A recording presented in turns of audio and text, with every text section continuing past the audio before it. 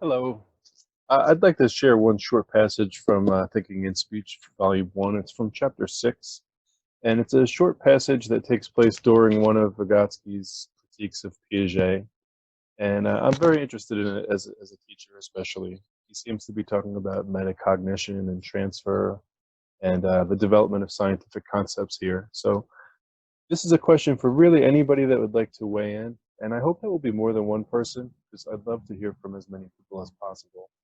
So please consider sharing your thoughts on this passage. What is he trying to say to us here? Thanks. To perceive something in a different way means to acquire new potentials for acting with respect to it. At the chessboard, to see differently is to play differently. By generalizing the process of activity itself, I acquire the potential for new relationships with it. To speak crudely, it is as if this process has been isolated from the general activity of consciousness. I am conscious of the fact that I remember. I make my own remembering the objects of consciousness. An isolation arises here. In a certain sense, any generalization or abstraction isolates its object. This is why conscious awareness, understood as generalization, leads directly to mastery. Here's the main paragraph. Thus, the foundation of conscious awareness is the generalization or abstraction of the mental processes which leads to their mastery. Instruction has a decisive role in this process. Scientific concepts have a unique relationship to the object. This relationship is mediated through other concepts that themselves have an internal hierarchical system of interrelationships. It is apparently in this domain of the scientific concept that conscious awareness of concepts, or the generalization and mastery of concepts, emerges for the first time.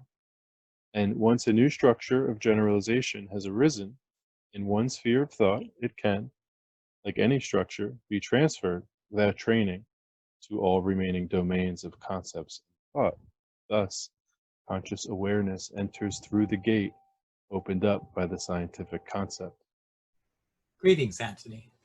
Okay, I want to address your question under three general headings. I guess the first one is chess.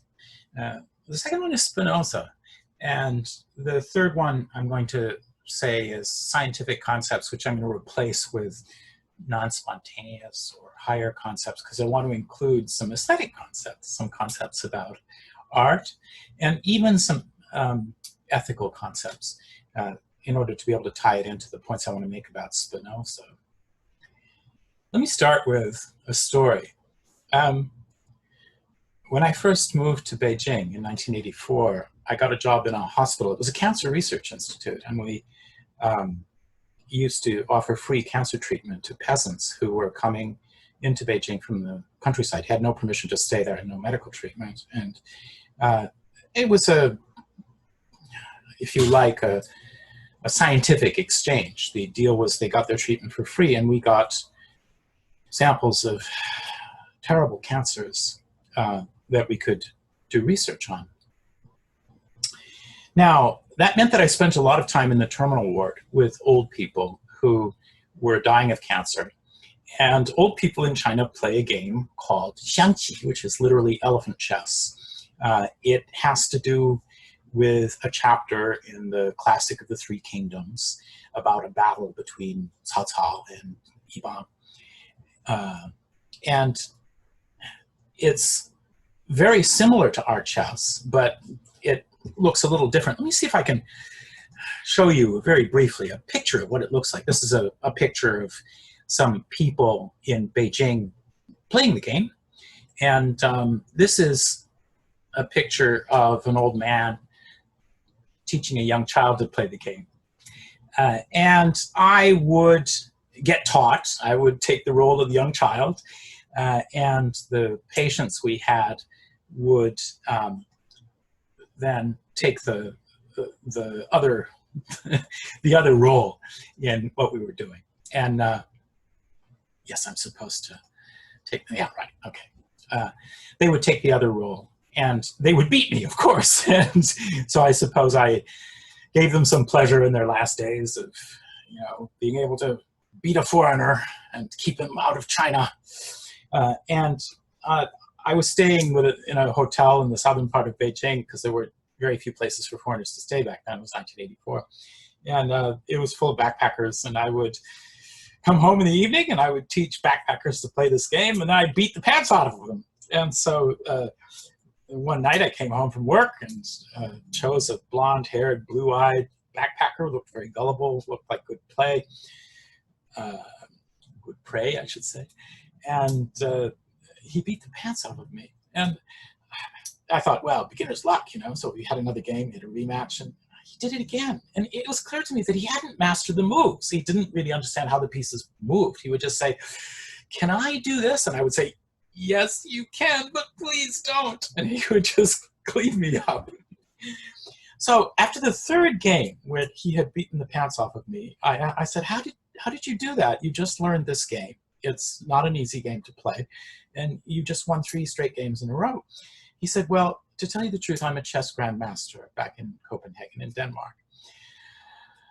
And I said, yes, but it's a different game. And he said, well, yes, but you know, it's a similar way of thinking. I said, well, what do you mean by that? And he said, well, it's true that the pieces are very different and that they seem to have different roles and that they seem to do different things. But when I play, I tend to see 10 moves ahead. In any direction, that you are playing the next move or the next move, you know, the move after the next move.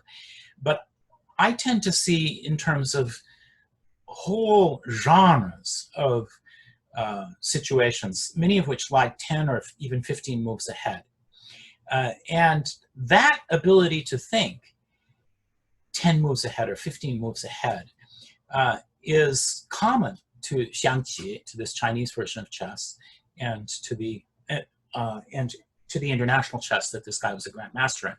And I immediately saw what he was getting at. And what I'm going to suggest is that it's related to the meaning of your quotation. That what Vygotsky is really saying here is that there are certain forms of development, certain forms of mental development, that whereas you previously saw only the present situation, or only the next move, or only the next move, suddenly you can see 10 moves ahead in any direction.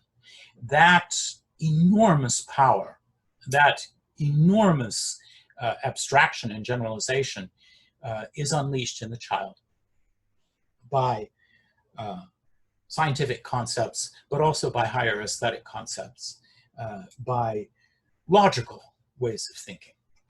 And that brings me to Spinoza.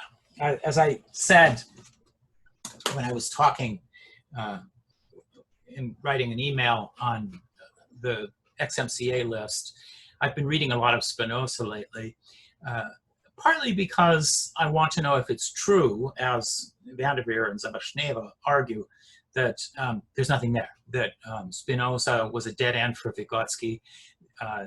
They add footnotes to their chapter on Spinoza that it's not possible to derive a theory of higher emotions or higher aesthetic feeling or higher ethical concepts from Spinoza's work. And a lot of people do read Spinoza that way, as being this strange kind of God-inebriated, semi-religious, semi-mystical thinker who happened to have one good idea.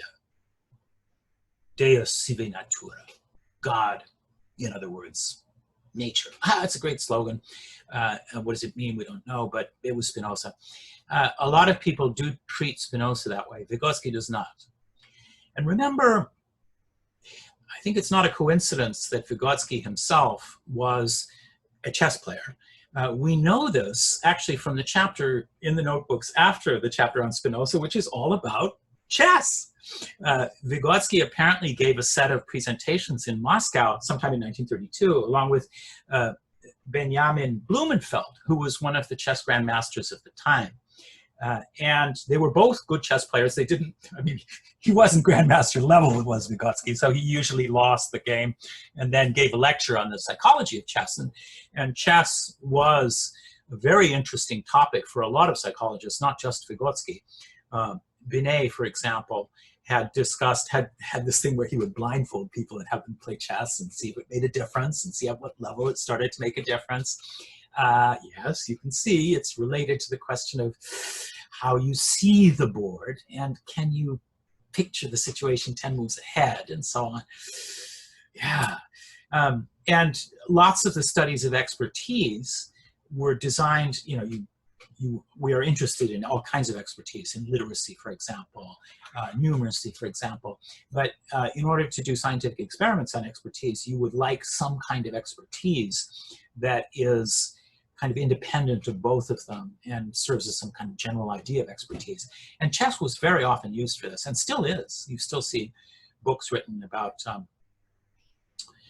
not skills. You can't call chess a skill, but you can call it a form of expertise. I mean, the skill of recognizing the pieces and moving them from A to B is trivial, but you can recognize it as a distinct form of knowledge that on the face of it appears to be independent from other skills that are more closely tied to language. And for that reason, it's a very interesting area of psychological research, chess research. Vygotsky was certainly interested in it.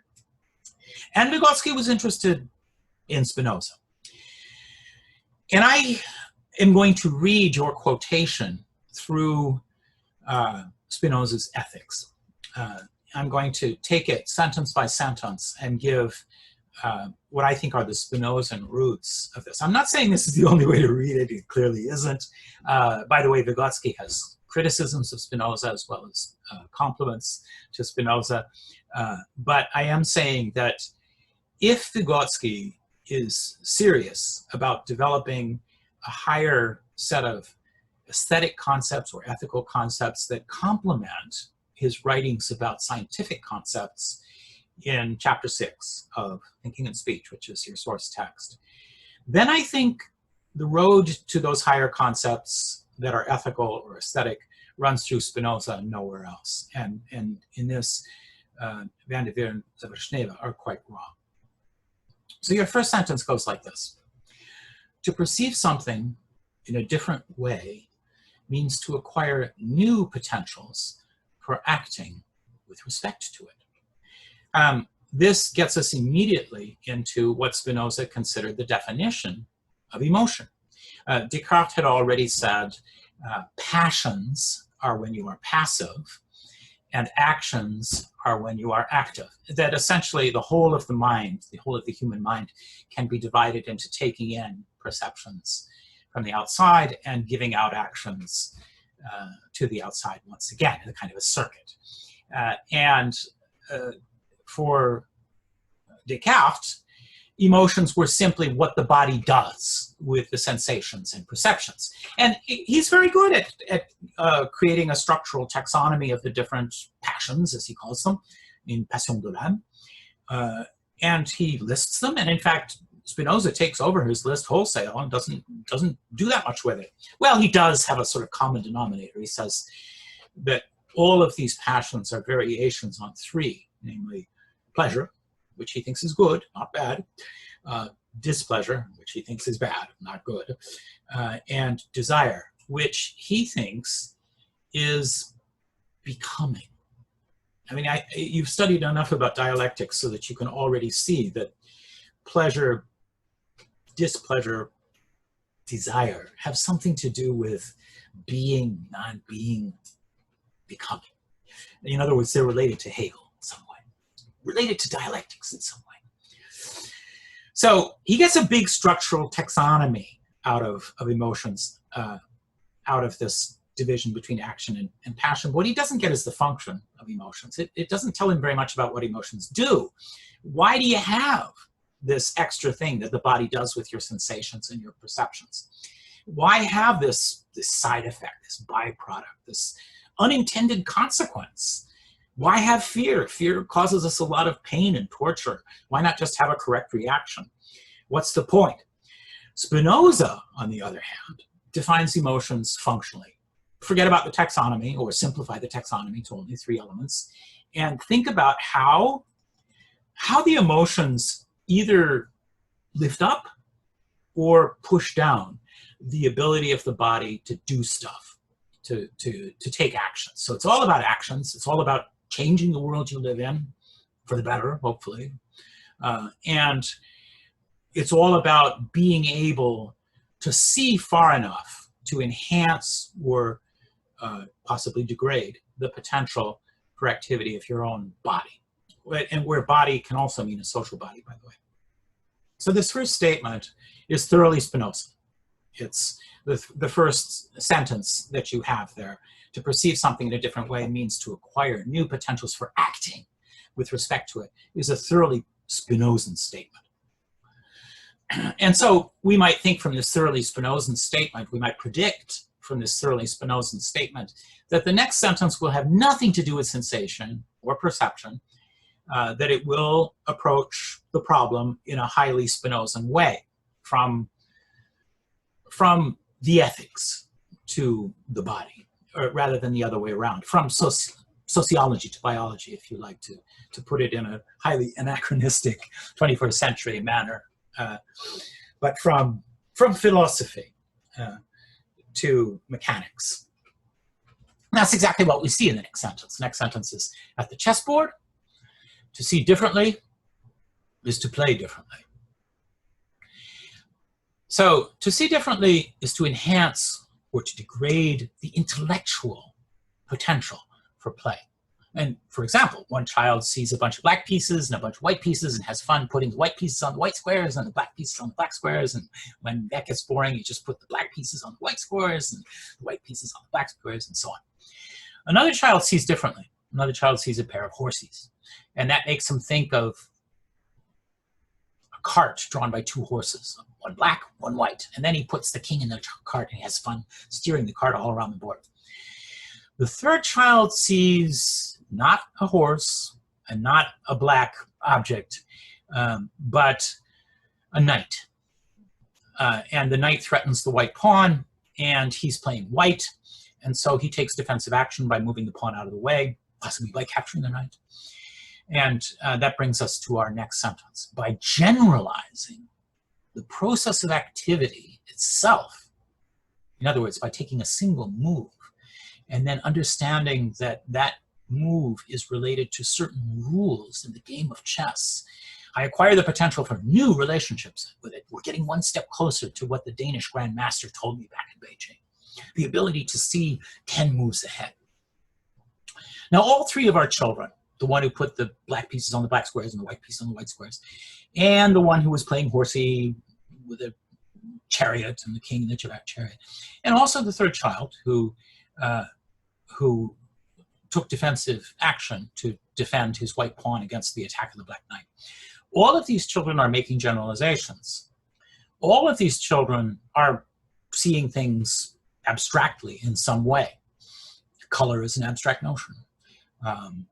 And shapes, to recognize the two horses as being some shape, is an abstract notion. But only the third child is acquiring the potential for new abstract relations later on in the game that are going to win the game for him. Only the third child is developing concepts, not scientific concepts, but concepts like advancing, defending, attacking, retreating, converting, because when the white pawn advances to the last row, the white pawn can become any piece the child desires and can counterattack and possibly capture the black knight. The first two children are responding to their perceptions. The third child is experiencing something like an intellectualized emotion that is focused on changing the environment for the better, for his own interests, rather than responding to it. Now, Vygotsky then says, to speak crudely, it is as if this process has been isolated from the general activity of consciousness. I am conscious of the fact that I remember. What's he talking about memory for? I make my own remembering the object of consciousness. All right, we can say that the child is remembering the defending his white pawn somehow and generalizing from that. An isolation arises here. Isolation? In what sense is it an isolation? Isn't he still sort of very much embedded in the same game? In certain areas, any generalization or abstraction isolates its object. And here we seem to completely lose the plot. And so it's time to look at other places where Vygotsky has used the same material, and there are quite a few. The ones I'm going to recommend to you are 3 from the pedology. You know, I'm a pedology man. Nikolai is a psychologist. And if you ask Nikolai, who is Vygotsky, he will say to you right away, Vygotsky was a psychologist. I am not so sure. It seems to me that the reason, part of the problem we have trouble understanding Vygotsky is that he belonged to a science that no longer exists, and that science is pedology. But it's an interesting science for you and me, and maybe it should exist. Maybe we should bring it back. So there are 3 areas in the pedology, 3 chapters in the pedology where Vygotsky does talk about chess. One is the crisis at 3, and with the crisis at 3, what Vygotsky is talking about, great chapter, by the way. At the very beginning, there's a passage nobody notices. In the very first paragraph, Vygotsky says, I'm going to discuss the crisis at 3 from 3 points of view. One of them is, where does it come from? Another one is, what is it doing? And the third one is the zone of its proximal development. And whenever people talk about the ZPD, they never pay attention to the idea that the zone of proximal development has to do with how near are you to the next age period of the pedology, because we don't think of Vygotsky as a pedologist.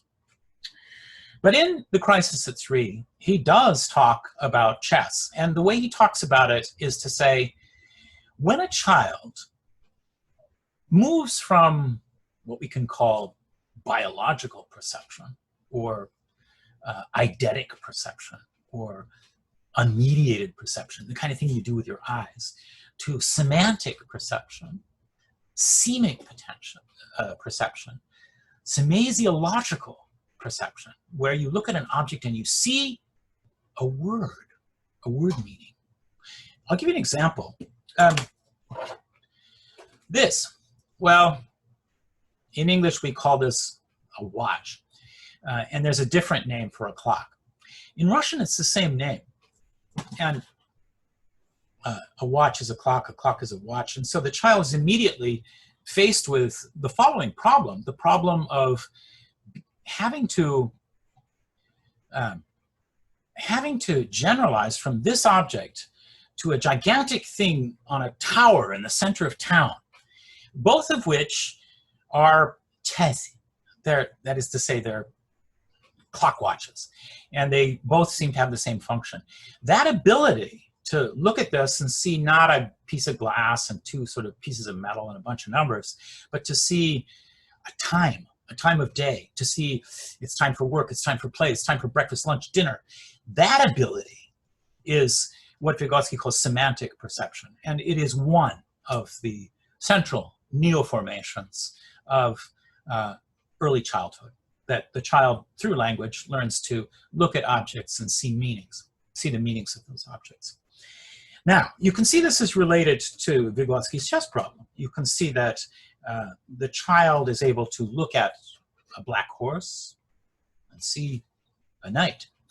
The child doesn't necessarily have concepts of attack and defend and all those other things. That may come later. It may not. I mean, children, the thing about the ZPD is that it's very big in some children and it's very small in others. And so you have to be ready for the precocious child just as you have to be ready for the child who is lagging behind others. And you have to see them as all part of one great child that Vygotsky calls peculiarly the mass child. And I think of all the translation problems that Nikolai and I have had, translating the mass child is going to be, the English collected works translates it as average child, which is clearly wrong. It's like, you know, as we say in my hometown of Lake Wobegon in Minnesota, all the little children, bless their souls, are above average. But while it's not true that all the little children, bless their souls, are above average, it is true that all the little children, bless their souls, are mass children.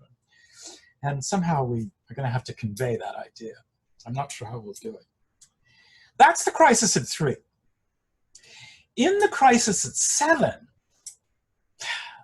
let's call it 8, because here in Korea, we usually count the 10 months that the child spends in the mother's womb. It's 10 months here, it's not 9 months. And so the crisis at 7 or 8, but of course these are developmental years. The crisis is there when you get there. It's not there when you have your 7th birthday. So the crisis at 7, the symptoms of it are sort of loss of directness and immediacy, kind of a slyness, a coyness, a certain narcissism, a certain kind of mannerism. Vygotsky describes it as being the child making faces in the samovar, even when you scold the child. Vygotsky describes it as being a kind of loss of immediacy and naivete, the kind of thing you see in Charlie Chaplin, this is Vygotsky's example. A kind of an insertion of a mask or a wedge between the outer child and the inner child. That is the crisis at 7. And the crisis at 7 brings all of these kind of fakery neoformations. At one point, Vygotsky says the child walks into the room in a jaunty way. You can't figure out what is he being jaunty about. This is the crisis at 7. And this is probably the moment, this is certainly the moment, according to Vygotsky, when the child begins to internalize not simply objects like a watch, but what he says, what he calls perishvania. Now, what's the difference between internalizing a perception and internalizing a perishvania? Well, a lot, because to internalize an object, all you have to do is to, form some kind of idea of the object and what it's for and what it does and so on and so forth.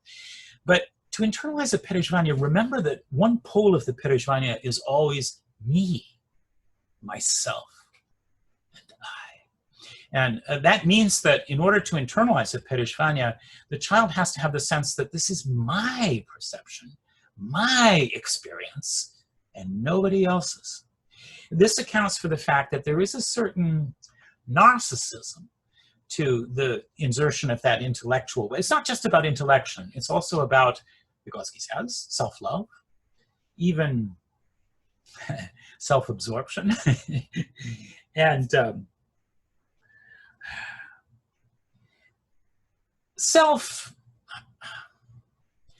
self-reliance, but which will eventually develop into self-esteem and self-respect, but also a certain sense of self-indulgence that the 7-year-old is doing. All of these things are new in the 7-year-old. We didn't see them, for the most part, in preschool. Preschoolers were too busy for that sort of thing. We certainly didn't see it in early childhood. Early childhood is all about curiosity in the outside world. But it is a very important neoformation of the crisis at 7. And when Vygotsky has to explain this almost unexplainable change that's taking place in the 7-year-old, Vygotsky goes back to the crisis at 3 and talks about the chess-playing child and says, that chess-playing child has learned to see the board in a completely new way. And we can tell this because the child's behavior in the game is restructured. Imagine the child at 7, where the child has learned to see every single experience as being not simply an event, not simply a happening, but my event, my happening, my action. And I think you can see that we've taken a giant step towards Spinoza, towards Spinoza's idea that Spinoza was a funny guy. He, on the one hand, he doesn't seem to believe in freedom of will. He believes that the actions you take are necessary ones. But he also sees that necessity as being a new kind of freedom. And Vygotsky's very interested in this because he's interested throughout the history of the development of the higher mental functions. He's interested in what he considers the most interesting problem in the whole of psychology, which is Burden's ass, Burden's donkey. Burden's ass, as you probably know, is a donkey with one bale of hay on the left, one bale of hay on the right, who starves to death because the donkey cannot decide whether to eat the one on the left or the one on the right. And Vygotsky's very interested in this, not just because there's an interesting passage of War and Peace where Pierre Zhukov eventually, faced with joining the army or fighting against Napoleon or trying to assassinate Napoleon, he plays a game of solitaire. And the ability of people to use outside instruments to substitute for their own lack of will is a very important part of Vygotsky. So he's very interested in Burden's problem. And so is Spinoza. Spinoza discusses exactly the same problem. And Spinoza and Burden are essentially on the same page, because actually Burden's donkey was made up by Burden's enemies. Burden was one of the first real determinists. He was one of the first medieval physicists who believed that all our actions are determined by physical laws. And what this meant, according to Burden's enemies, anyway, Burden himself didn't write very much, was that we have no free will, that what Aristotle writes about free will is wrong. Aristotle believed that our past is finished, determined. Our present is kind of finishable, determinable, but the future is unfinished and undetermined. So there's no free will in the past, there's no free will in the present, but there's a lot of free will in the future. And Burden didn't believe this. Burden believed that with any moral problem, with any ethical problem, with any aesthetic problem, there is one and only one solution. Now, of course, we don't have enough time to figure out in every situation what the best thing to do is or what the right thing to do is. But given enough time, if you were an infinite being with infinite attributes, in other words, if you were God or Spinoza's God, there is essentially one correct moral decision in any given situation. And there is essentially one correct aesthetic judgment in any aesthetic situation. In other words, there's one world. There aren't different kinds of causality for science and for art and for ethics. There are different levels of human development in all of these fields. So, for example, it is a notorious truism that psychology is somewhat less developed than physics, and that the human sciences are in general less developed than the natural sciences, partly because we do not build our human sciences on each other. We do not build, for example, psychology on sociology, or sociology on biology, or the way that biology is built on chemistry, and chemistry is built on physics. We do not build a hierarchy of different sciences the way that my father, who's a physicist, has managed to do. And that's one of the reasons why we social scientists and the human scientists lag behind and seem to sometimes just be starting over again from the very beginning instead of building on the shoulders of the last person who succeeded in important discoveries. But I am moving too far away from your quotation. Let's go back to Vygotsky. To speak crudely, it is as if this process has been isolated from the general activity of consciousness. I'm conscious of the fact that I remember. I make my own remembering, or any other psychological process, the object of consciousness. Isolation arises here. Any generalization or abstraction, and you notice he distinguishes between generalization and abstraction. They're not the same thing. Generalization, a process of adding on. Abstraction, a sense of taking away. In a sense, they're opposite ways of doing the same thing. Decontextualizing. This is why conscious awareness, understood as generalization, leads directly to mastery. The process of activity has become a rule of activity. But in order to convert any process into a rule, you have to decontextualize it and then recontextualize it. In other words, textualize it. Make it into a text. We see this historically when chess moves are notated in a special kind of notation. They're published in newspapers. They're published online. When, for example, someone is taught elephant chess by a terminal cancer patient in Beijing. We see it when cooking moves are written down as recipes. What is notated and written down is ipso facto an object of consciousness. That is how we make our thinking. We congeal it, consolidate it, and hand it down to the next generation. This is why when Spinoza talks about how the affectations of the body, the affects, increase and decrease our potential for action, he includes the ideas of those affects. He includes the thoughts of those affects. Those too are part of the affect, linked, distinct. And in isolation and in generalization, we find that the idea becomes a kind of a token of the affect. It becomes a surrogate, a tally, the Chinese would say, for the affection of the body. Okay, so this brings me to the last paragraph, and then I promise I will shut up because I'm starting to run on a little. The foundation of consciousness, the foundation of conscious awareness, is the generalization or abstraction of the mental processes, which leads to their mastery. Instruction has a decisive role in this process. Scientific concepts have a unique relationship to the object. Scientific, non-spontaneous, higher concepts. Higher concepts are not complexes that are given to us by our perception or by our experience, because those become highly dilute as we generalize them. They are experience that has been chewed over, digested, and importantly limited, reined in. First, by other people. Other people tell you what a clock is. Other people tell you what a correct move in chess is. But then, through our own free choice, through our own free decisions, the concept is something that the child has to produce through a process of analysis and resynthesis of the pseudo-concepts that are given to the child by the word meanings of adults around them. Scientific concepts have a unique relationship to the object. This relationship is mediated through other concepts that themselves have an internal hierarchical system of interrelationships. Darwin's tree. This is how Darwin discovered that we all came out of Africa.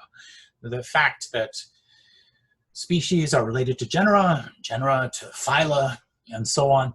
All of this is a hierarchical way of ordering concepts that encompasses every living thing. And we find this wherever we find scientific concepts, that to define a scientific concept is to create a relative clause that situates that concept in the context of some other concept, some higher concept.